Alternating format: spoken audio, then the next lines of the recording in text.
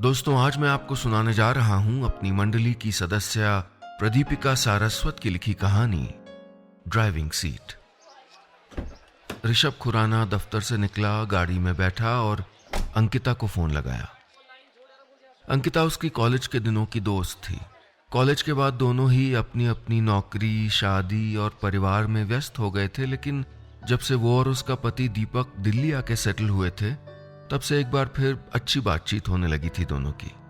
2 बार पूरी रिंग जाने पर भी जब अंकिता ने फोन नहीं उठाया तो ऋषभ ने एक बार अपनी पूरी कॉन्टैक्ट लिस्ट स्क्रॉल की। कोई भी ऐसा नाम नजर नहीं आया जिसको फोन कर सके, जिसके साथ सुकून के कुछ घंटे बिता सके। कॉलेज खत्म होने के पहले साल ऐसा नहीं था। तब सारे दोस्त हर वीकेंड मिला करते थे। सबकी नई नई नौकरी थी, खूब पार्टियां होती थीं, वीकेंड ट्रिप्स होती थीं। फिर धीरे धीरे ये सब खत्म होने लगा। जो लोग रिलेशनशिप में आ गए थे वो अब गर्लफ्रेंड्स के साथ वीकेंड बिताना चाहते थे, और जिनकी शादी हो गई थी उन्हें घर पे रहना था। आज हालात ऐसे थे कि एक ही शहर में होकर भी दोस्तों से मिले महीनों गुजर जाते थे। और अब तो ऋषभ की भी शादी हो गई थी। ऋषभ इतनी जल्दी शादी नहीं करना चाहता था, लेकिन माँ पापा नहीं माने। उसकी बीवी शोभा हिंदी लिटरेचर की स्टूडेंट थी और वो खुद इंजीनियरिंग का ग्रेजुएट। उसने काफ़ी समझाने की कोशिश की थी माँ पापा को कि उसे अपने जैसी एजुकेशन वाली कोई लाइफ पार्टनर चाहिए जो उसको, उसके काम को समझ सके। लेकिन पापा के पुराने दोस्त की बेटी थी शोभा, और माँ पापा को बहुत पसंद थी। ऋषभ अपनी जिंदगी के लिए लड़ाई करने वालों में से नहीं था।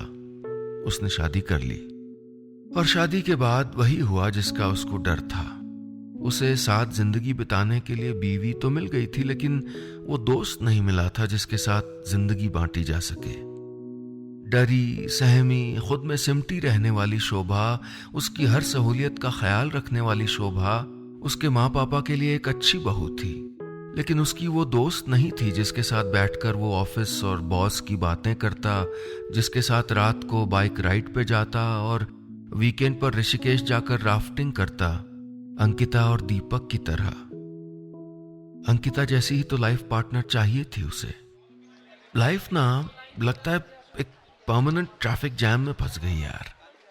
रोज की वही भीड़, वही आवाजें, वही घुटन और वही बोरियत। पिछली बार अंकिता के साथ बैठे हुए कहा था उसने, तो तुम अपनी गाड़ी किसी और रास्ते पे क्यों नहीं घुमा लेते? ड्राइविंग सीट पे तो तुम ही हो ना? अंकिता ने उसी की भाषा में जवाब दिया था। हाँ, कहने को तो ड्राइविंग सीट पे वही था, लेकिन वो जानता था कि उसकी गाड़ी कहीं अटकी हुई थी। ऋषभ घर पहुंचा तो घर कुछ बदला हुआ सा लगा, लेकिन क्या बदला था? हाँ, पर्दे बदले थे शोभा ने। लिविंग रूम में भी सोफों की जगह बदल गई थी, और भी कुछ छोटे मोटे बदलाव नजर आ रहे थे। अच्छा लगा था ऋषभ को। घर में एक ताजापन आ गया था। वो उसकी तारीफ करने ही वाला था कि माँ का फोन आ गया। माँ की ज्यादातर बातें शोभा के ही बारे में थीं, कि उन्होंने शोभा के लिए नई झुमकियां खरीदी हैं, कि जयपुर वाली चाची शोभा की बड़ी तारीफ करती है, कि शोभा का दिल्ली में मन तो लग गया। फोन रखने से पहले माँ ने जोर दे के कहा कि शोभा को बाहर डिनर पे जरूर ले जाना। शोभा को बाहर जाना पसंद नहीं था। ऋषभ जब भी उसे बाहर जाने के लिए कहता वो अक्सर मना कर देती। फिल्में देखना उसे पसंद नहीं, पार्टियां उसे अच्छी नहीं लगती। इसके चलते ऋषभ का भी फिल्में देखना, बाहर जाना बहुत कम हो गया था। दोस्तों की पार्टियों में लोग अब बीवियों के साथ आते थे, और ऐसे में ऋषभ को अकेले जाना जरा भी अच्छा नहीं लगता। हाँ, कभी कभी अकेले फिल्म देखने चला जाता था, या अकेले जाकर किसी कॉफी शॉप में बैठा रहता था। जब से अंकिता दिल्ली आई थी तो कभी कभी वो भी उसके साथ रहने लगी थी। एक काम करते हैं, खाना आज बाहर खाते हैं, तुम भी थक गई होगी। शोभा ने चाय ला कर दी तो उसने अपना प्लान बताया। उसे चाय की प्याली पकड़ाने के बाद उसके सामने आके बैठ गई शोभा। चेहरे पे हल्की सी झिझक भरी मुस्कान लिए वो अपनी चाय की प्याली की तरफ देखती रही, जैसे उसमें वो शब्द तलाश रही हो जो उसकी बात को आसानी से ऋषभ तक पहुंचा दे। मैंने दाल वाली कचौरियां और खीर बनाई हैं, माँ ने बताया था आपको पसंद है। शोभा ने नजरें उठाते हुए धीरे से कहा। ऋषभ का मूड ही खराब हो गया। इसको हमेशा घर और किचन में ही क्यों घुसे रहना होता है, उसने गुस्से में सोचा। मन तो किया था कि जोर से चीख के उसको बताए कि घर के बाहर भी एक दुनिया है, लेकिन वो कुछ नहीं कह पाया। चुपचाप चाय खत्म करते हुए उसने शोभा की ओर देखा। उसकी गोरी नाक गुलाबी हो गई थी और मुस्कान होठों से उतरकर भवों के बीच तनाव बनकर पसर गई थी। ऋषभ जानता था कि शोभा ने उसका गुस्सा महसूस कर लिया था, लेकिन उसे समझ नहीं आया कि कैसे चीजों को संभाले। ऐसे में हमेशा की तरह वो उठ के घर के बाहर चला आया। बस एक ही सवाल था दिल में कि जब एक दूसरे को समझ नहीं सकते तो साथ रहने का क्या फायदा है। पार्किंग से गाड़ी निकालकर ऋषभ बहुत देर तक बेवजह सड़कों पर घूमता रहा। शादी के बाद के 5 महीने अखबार के पन्नों की तरह उसके जहन में फड़फड़ा रहे थे। वो दिन जब वो दोनों हनीमून के लिए सिक्किम गए थे। शोभा ने सारे हैवी सलवार कमीज रख लिए थे अपने लिए। ऋषभ ने उस शाम शोभा से छुपकर माँ से फोन पर अपनी नाराजगी जताई थी। क्या माँ, कैसी थर्ड वर्ल्ड लड़की से शादी करा दी है मेरी आप लोगों ने? कहाँ के लिए क्या पैक करना चाहिए इसका भी सेंस नहीं है इसको। बेटा वो तुम्हारी तरह बाहर नहीं पड़ी है ना, घर में रही है, लेकिन समझदार है, एडजस्ट कर लेगी तुम्हारे हिसाब से, माँ ने समझाया था। लेकिन तुम सिर्फ एक्सपेक्टेशंस लेके चलोगे तो मुश्किल होगी। अपनी तरफ से करो ना कोशिश, सब अच्छे से हो जाएगा। माँ ने तब भी शोभा का पक्ष लिया था। ऋषभ ने की थी कोशिश। अगले दिन ही शॉपिंग कराई थी उसको, वेस्टर्न कपड़े, बूट्स, बैग्स, सब कुछ। शोभा थोड़ी झिझकी थी ये सब पहनते वक्त, लेकिन उसने इन्हें बहुत अच्छे से कैरी किया था। पर उसके बाद न जाने क्यों पूरी ट्रिप पर बुझी बुझी सी रही थी वो। एयरपोर्ट से सिक्किम जाते वक्त पहली बार पहाड़ देखने की खुशी जो उसके चेहरे पे दिखी थी वो फिर नहीं नजर आई थी। वापस आने के बाद कुछ दिन तक सब ठीक लगा था। शोभा उसके साथ बाहर भी जाती थी, लेकिन एक दिन उसने उसके दोस्त की पार्टी में जाने से मना कर दिया। आपके दोस्त सब इंग्लिश में बात करते हैं, मैं कर नहीं पाती हूँ, आप अकेले चले जाइए। पार्टी में जाने के लिए कपड़े बदल चुकी शोभा ने अचानक नजरें चुराते हुए कहा था। ऋषभ का दिल तो किया कि वो कह दे कि सीख लो फिर इंग्लिश में बात करना, लेकिन उस बात को वहीं छोड़कर वो अकेला चला गया था। उस शाम के बाद शोभा किसी पार्टी में नहीं गई। ऋषभ ने कई बार कोशिश की थी उसको साथ ले जाने की, लेकिन पहले झिझकते हुए ना कहने वाली शोभा अब साफ मना करने लगी थी। पिछले 5 महीनों में उनके बीच एक अजीब सी अनकही दूरी बन गई थी। एक दूसरे के साथ होते हुए भी दोनों एक दूसरे से खुद को दूर महसूस करते। दोनों ही अपने अपने तरीकों से कोशिश कर तो रहे थे करीब आने की, लेकिन बिना एक दूसरे को समझे। ऋषभ अपनी फेवरेट कॉफी शॉप तक चला आया था। अभी कॉफी ऑर्डर की ही थी कि उसका फोन बज उठा। उसे लगा था शोभा का फोन होगा, लेकिन फोन अंकिता का था। वो भी वहीं आ रही थी। उदास उलझे हुए लम्हों में एक अच्छी कॉफी और एक समझने वाला दोस्त मिल जाए तो उलझनों का वजन कम हो जाता है। ऋषभ ने भी थोड़ा हल्का महसूस किया। ऋषभ को ज्यादा इंतजार नहीं करना पड़ा अंकिता का, जल्दी ही आ गई वो। हमेशा चहकती रहने वाली अंकिता आज कुछ उदास और बीमार सी लग रही थी, लेकिन दफ्तर की थकान होगी ये सोचकर ऋषभ ने उससे कोई सवाल नहीं किया। यूं भी वो खुद अपनी परेशानी में उलझा था। तू ऐसे मुंह लटका के क्यों बैठा है? बीवी ने खाना नहीं दिया क्या? चेहरे पे जबरन मुस्कान लाकर अंकिता ने उल्टे खुद उससे ही सवाल पूछा। क्या बात कर रही हो? उसे तो खाना बनाने की बीमारी है, जब देखो किचन में रहती है, ऋषभ ने आंखें सिकोड़ते हुए कहा तो उसे गौर से देखती रह गई अंकिता। वक्त पे अच्छा खाना मिल जाता है ना, इसीलिए ये सब बातें सूझ रही तुझको। कुछ देर बाद वो बोली।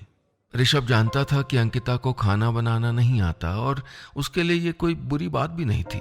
यार तो क्या सिर्फ खाना बनाना और घर सजाना ही होता है बीवी का काम?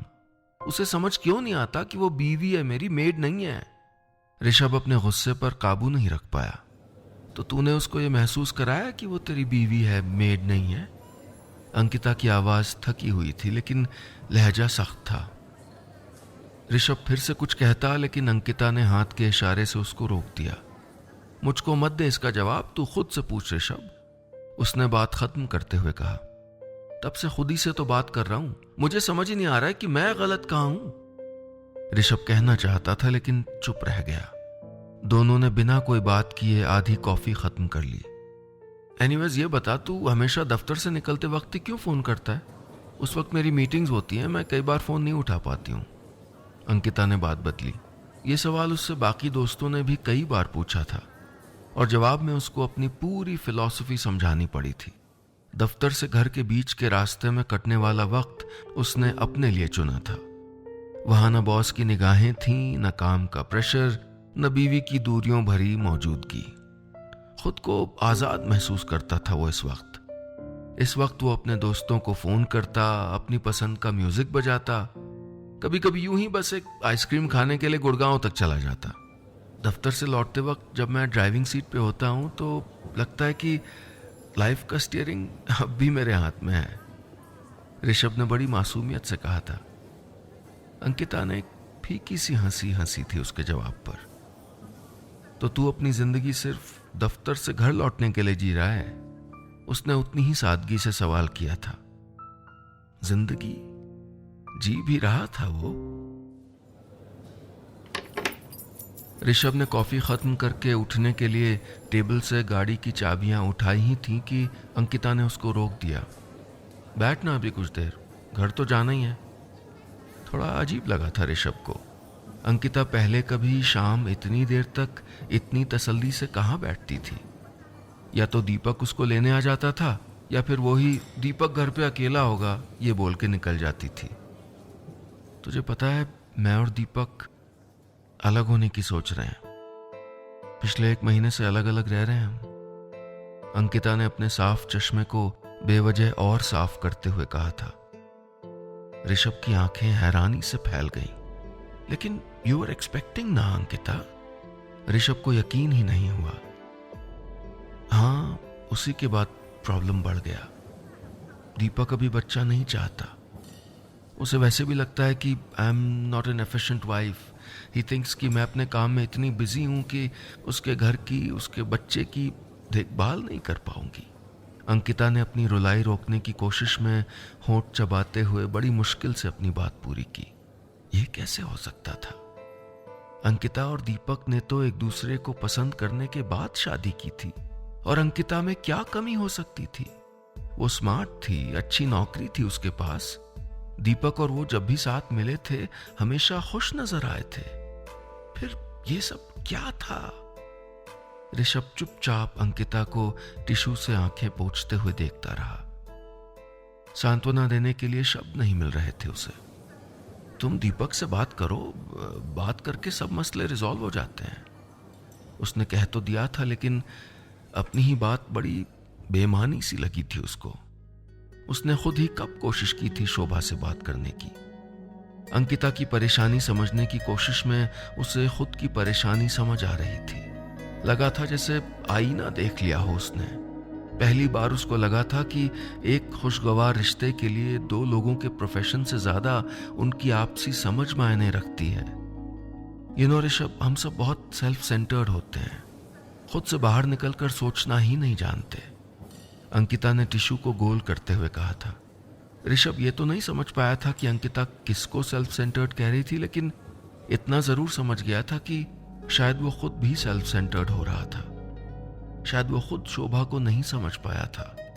उसने हमेशा ये तो सोचा था कि वो अपनी लाइफ पार्टनर से क्या चाहता था, लेकिन ये कहां सोचा था कि वो क्या चाहती थी। सच तो ये था कि शोभा ने इन 5 महीनों में ऋषभ के लिए बदलने की कोशिश की थी, पर वो खुद से आगे नहीं बढ़ पाया था। अंकिता और ऋषभ जब कॉफी शॉप से बाहर निकले तो रात के 11 बज चुके थे। घर की तरफ बढ़ते हुए ऋषभ शोभा के बारे में ही सोच रहा था। उसने वाकई कोई कोशिश नहीं की थी शोभा को समझने की। उसके लिए वो एक छोटे शहर की लड़की थी जो घर वालों की वजह से उसकी बीवी बन गई थी।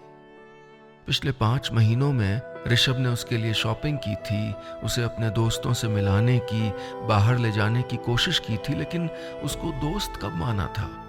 कब समझने की कोशिश की थी कि उसका बचपन कैसा था, उसका स्कूल और उसके दोस्त कैसे थे, उसके शौक क्या थे? उसे कब खुश रखने की, उसके करीब आने की, उसकी छोटी छोटी कोशिशों की इज्जत की थी उसने? उल्टे वो तो उसमें किसी और की परछाई तलाशता रहा था। हमेशा 40 की रफ्तार पर घर पहुंचने वाला ऋषभ आज तेजी से गाड़ी दौड़ाते हुए घर लौटा। लेकिन ये क्या, दरवाजे पर ताला लगा हुआ था। इस वक्त कहां जा सकती थी शोभा? वो तो दिल्ली में किसी को जानती भी नहीं। डर गया ऋषभ। उसने अपनी चाबी से दरवाजा खोला। शोभा की गैर मौजूदगी में घर खाली सा लगा उसे। घर का ताला हालांकि उसने खुद खोला था, लेकिन फिर भी उसने हर कमरे में शोभा को तलाशा। किचन में कचौरियां और खीर अनछुई रखी थी। शोभा ने खुद भी नहीं खाया था कुछ। फ्रिज पर एक तोहफा और एक कार्ड भी था। हैप्पी बर्थडे शोभा बेटा, कार्ड के कवर पर लिखा था। माँ पापा का कार्ड था। तो शोभा का बर्थडे था आज। अब ऋषभ को घर की सजावट और खीर कचौरी की कहानी समझ आ रही थी। अपने बर्थडे वाले दिन भी उसने मेरी पसंद का खाना बनाया और मैं, उसे बहुत गुस्सा आया खुद पर। लेकिन शोभा थी कहां?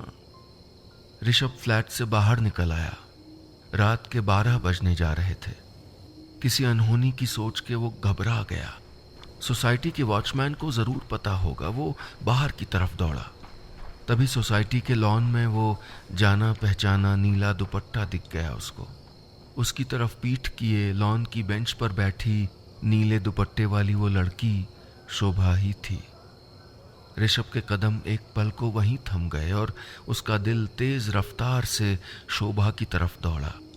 एक पल खुद को संभाल कर वो धीरे से आगे बढ़ा और अपनी पत्नी की आंखों पर हाथ रख दिया। फिर धीरे से कहा, हैप्पी बर्थडे मिसेस खुराना, अभी 12 बजने में 3 मिनट बाकी हैं। उसकी आवाज में पिछले 3 महीनों का बकाया प्यार सुन लिया था शोभा ने। ऋषभ ने अपने हाथों के नीचे शोभा की मुस्कुराहट को महसूस करते हुए भगवान का शुक्र अदा किया।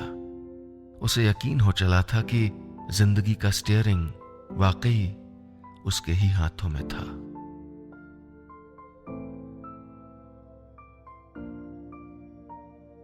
बस इतनी सी थी ये कहानी।